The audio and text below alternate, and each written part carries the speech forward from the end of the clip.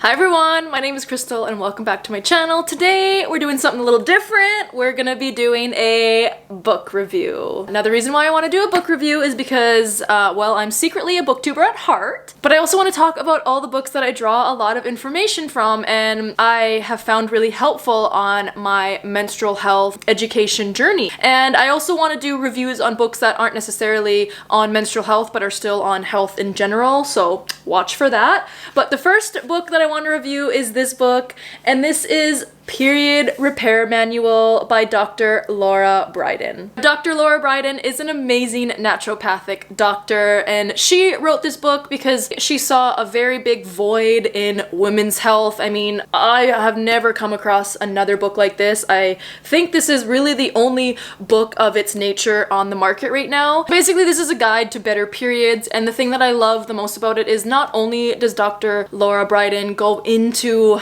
all these different types of menstrual health issues, but she also talks about like diet and lifestyle, and then she also offers not only information on like medical interventions, but she also offers information on natural treatments, supplements, herbs, and that kind of thing that can actually help with any of these period issues that she describes in the book. And I think that in itself is worth its weight in gold. There is no other book like this. So if you are having any struggles with your period, I definitely recommend this book, and here are a few reasons why. So the first 3 chapters cover birth control and what birth control kind of does to your body, the side effects, the risks. It also covers some of the issues that you might experience when you come off of birth control, and it's pretty evident in this book that Dr. Bryden is not necessarily a huge fan of birth control. And that is something that Dr. Bryden in this book does say. She does say that, like, yes, there are issues with birth control and that she's not a huge fan of it, but there are reasons why someone might take it, and some of those reasons might not necessarily be to avoid pregnancy. It's important to be respectful of that, so I really appreciated how she said that in the book. So chapter 4 is really when she starts talking about the menstrual cycle as a whole and what you should expect, what a normal cycle is, what your period should look like, what is regular and irregular, and all those kind of good things. And then she also jumps into menstrual cycle awareness and what you should be tracking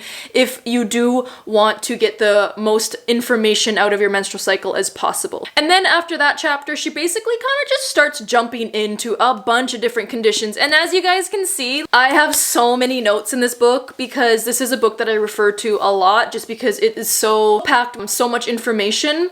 And for example, if you go right here, this is the irregular cycle tab that I have. And then here she talks about no periods or irregular periods. Now, the reason why I have this highlighted and tabbed is because many moons ago, I had a very irregular cycle. And so I was very interested in this section. And then she goes through the reasons why you might not have a cycle, which is because of stress, under eating.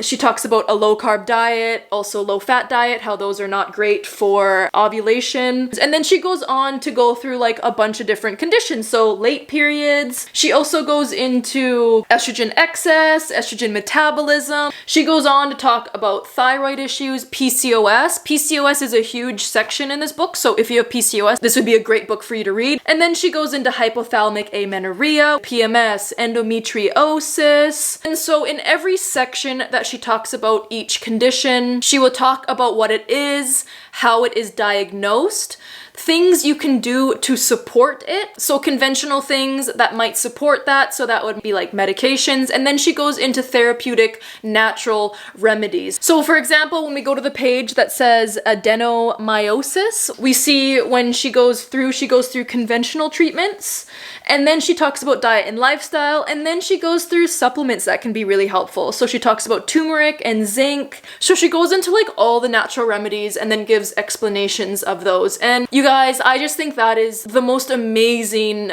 tools that she gives, because then you can look at that and be like, oh, okay, well, maybe the first step I do is I incorporate turmeric and zinc into my diet and then see how that helps and then make some lifestyle adjustments. And if that doesn't help, then I can go forward and look at other more conventional methods of treating these things. Now, of course, she goes through so many different kinds of ailments, and I'm not going to list them all because there's just so many. But she does also talk about perimenopause and menopause. She has a small section on that at the end. And then she has a really cool section that says how to talk to your doctor. And I thought this was really, really cool because not only is she giving you information on these period issues, but she's also empowering you with some questions you can ask your doctor, because sometimes you have to learn how to talk to your doctor because they can't read your mind, they don't know what's going on. And I know I hear a lot of women that really struggle with getting help from their doctor. So she has this really cool section on how to talk to your doctor, and then she'll give, I know you guys can't really see this because my camera's not really focusing, but right here, if you struggle with no periods or irregular periods,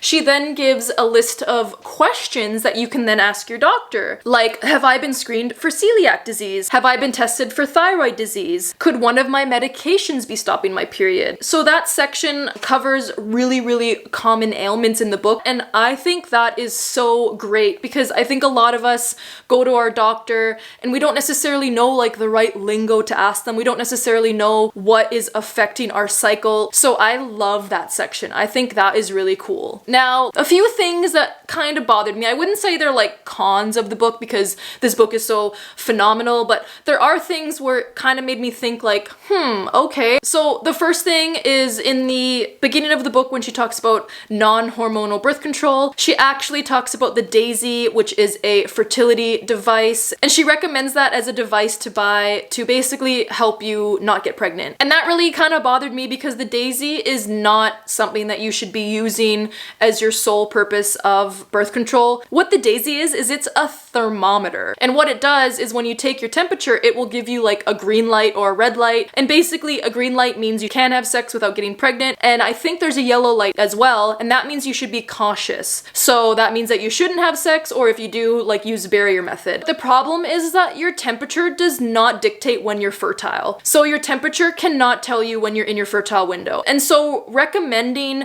someone that doesn't know anything about fertility awareness, telling them to use the Daisy is just setting them up for failure. So I didn't really like that she recommended that because I don't agree with that at all. The other thing that Dr. Bryden made pretty clear in this book is that she's not a huge fan of vegan diets. Now, as a long-time vegan, that didn't necessarily bother me, but I do think that Dr. Bryden in the book could have been maybe like different with how she worded things, because she made it sound like a vegan diet was like completely nutrient deficient, which we all know it's not. There's so much science backing it up that it is incredibly healthy for all life stages. But I think it's important to remember that there are some things that as a vegan we have to be conscious of. So when I read this, I didn't take that as her being like, you shouldn't be vegan. I took that as her just giving us like a warning sign, like, hey, if you don't eat properly and you undereat, you starve yourself, or you're just gonna eat like really processed food, you're gonna have issues. You're not gonna get the nutrition you need. I respect that she made it clear that vegans needed to be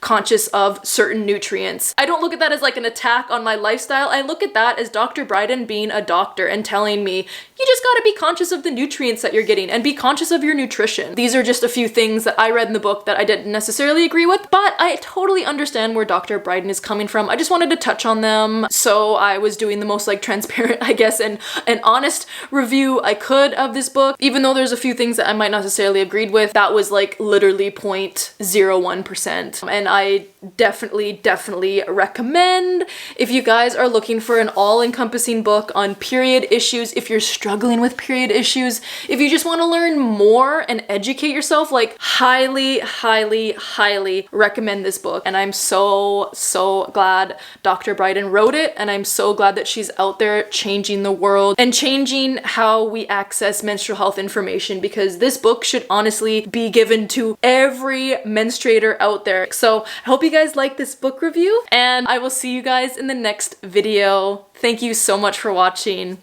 Bye.